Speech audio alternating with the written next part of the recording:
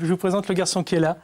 Tataam, roulement de tambour, c'est marqué Théo Labonne, meilleur apprenti de France en pâtisserie 2019. Une vraie fierté de la région depuis tout petit. Tu as 18 ans, c'était hier. Hein. Depuis tout petit, tu es tombé dans la pâtisserie alors que papa est dans le salé, c'est ça? C'est ça. Raconte-moi l'aventure.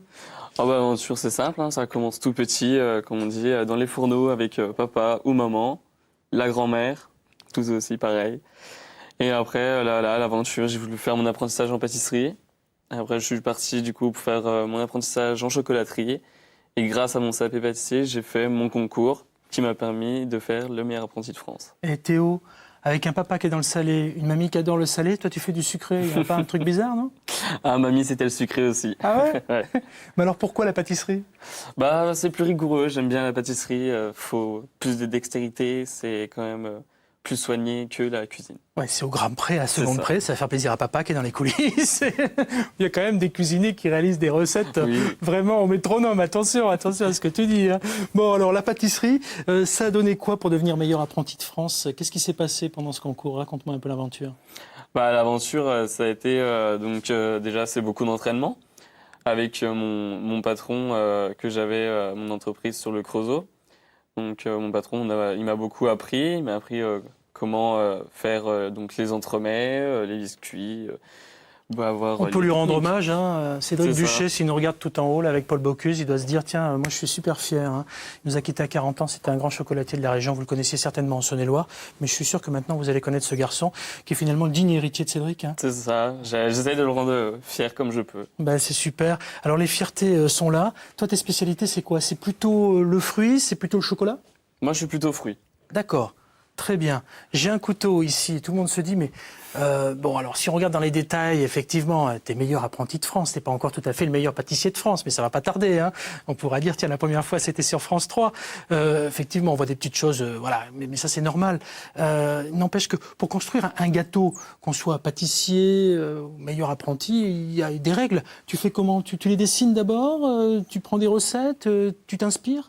Non, bah moi c'est beaucoup, je suis à l'écoute, on me dit, c'est très souvent que je prends la recette qu'on me dit de faire ou après j'essaye d'amener un peu ma touche sur le décor, des choses comme ça, c'est un peu là où on a plus de liberté, mais sinon sur l'entremet c'est vraiment ce qu'on me dit. Tu permets que j'en coupe un? Je fais en couper un ici, là, tiens, pour JC, là, qui est juste devant, pour qu'on voit quand même la dextérité de ce garçon. Apprendre, c'est ta philosophie de vie? T'arrêtes pas d'apprendre? Il faut toujours apprendre. Ouais, attends, 18 ans, moi je dis bravo, hein. Hop, attendez, je vais essayer de faire attention. J'espère qu'on a bien vu. J'espère qu'on a bien vu. Voilà, vous voyez quand même dextérité. Hein. Tu apprends pour aller vers quoi et faire quoi plus tard? Bah moi déjà j'apprends, c'est pour vraiment acquérir un savoir, Ouais. pour ma passion et aussi pour dans l'avenir pouvoir travailler dans ma boutique, être mon propre patron. C'est ce que tu voudrais faire plus C'est tard. ça. Très bien. Tu m'as dit plutôt les fruits, mais tu aimes bien le chocolat aussi. Est-ce que Non, c'est un éclair au chocolat, ça? Hein? Non, c'est pas un éclair au Ah. chocolat. Marie-Thérèse Garcin, dommage, vous qui aimez les éclairs au chocolat, c'est pas un éclair au chocolat.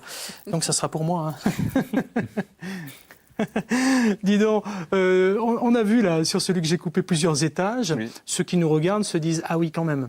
L'étage c'est pas facile à faire. C'est toujours facile sur les livres, dans les recettes, mais quand on le fait chez soi, l'étage il est un peu. Quelquefois il manque l'ascenseur quoi. Alors on fait comment? Bah c'est toute une technique en fait. Donc on travaille beaucoup maintenant avec les congèles.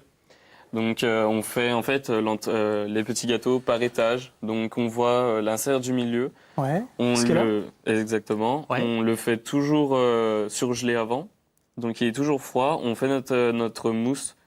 Et une fois que la mousse est bien, on met notre insert sans trop l'appuyer pour pas qu'il aille justement tout en bas. Et le biscuit, c'est la même chose, congelé, et puis on le met par-dessus. Hop, alors évidemment, il ne faut pas faire ce que je fais, c'est-à-dire prendre un couteau qui n'a pas été nettoyé, vous voyez, et qui a encore des traces de rouge sur un gâteau comme ça. Je ne voudrais pas tout massacrer, voilà. Je voudrais simplement vous le montrer comme ça et vous donner envie. Hein. Hop là, bah, ça donne envie. Ouais, on va déguster avec vous, mesdames, messieurs, mais d'abord je vous emmène découvrir une exposition surprenante. On va partir dans les coulisses du musée d'Orsay à Paris. Paris, c'est une finalité pour toi ou tu veux rester dans la région?